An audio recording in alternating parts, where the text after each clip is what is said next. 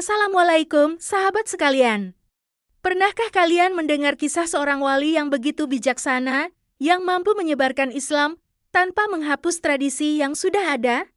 Ya, dialah Sunan Kudus, sosok luar biasa yang namanya akan selalu dikenang dalam sejarah penyebaran Islam di tanah Jawa. Sunan Kudus, yang memiliki nama asli Jafar Syadid, bukan hanya sekedar ulama biasa. Beliau adalah putra dari Sunan Mudung, seorang panglima perang Kesultanan Demak yang gagah berani. Tapi tahukah kalian?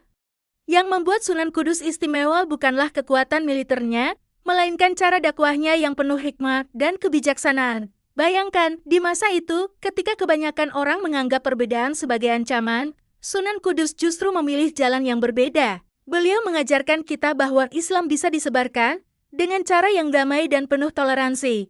Mari kita bicara tentang salah satu kebijakannya yang paling terkenal. Di Kudus, mayoritas penduduk saat itu adalah pemeluk Hindu yang menganggap sapi sebagai hewan suci. Apa yang dilakukan Sunan Kudus?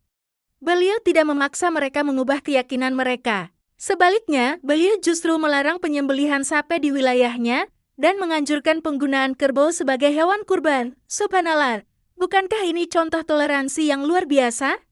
Kalau kalian berkunjung ke Kudus, kalian pasti akan terpesona dengan Menara Kudus yang megah.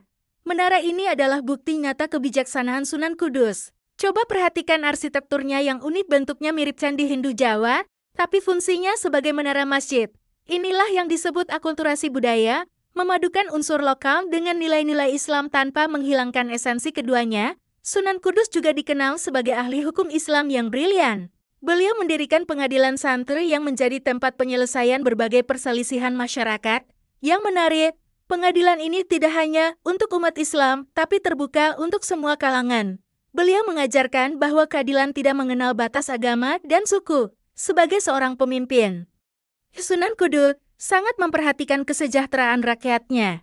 Beliau mengajarkan etika berdagang yang baik dan selalu membagikan rezeki kepada kaum fakir miskin. Ini menunjukkan bahwa Islam bukan hanya tentang ibadah ritual, tapi juga tentang kepedulian sosial. Sahabat, kisah Sunan Kudus ini mengajarkan kita bahwa perbedaan bukanlah penghalang, melainkan rahmat yang memperkaya kehidupan kita. Di tengah dunia yang kadang dipenuhi konflik, teladan beliau menjadi pengingat bahwa Islam adalah agama yang membawa kedamaian dan kasih sayang. Nah, bagaimana menurut kalian tentang kisah inspiratif ini? Yuk, mari kita teruskan semangat toleransi dan kebijaksanaan Sunan Kudus dalam kehidupan sehari-hari. Jangan lupa like, share, dan subscribe channel ini untuk konten-konten inspiratif lainnya. Sampai jumpa di video berikutnya. Wassalamualaikum warahmatullahi wabarakatuh.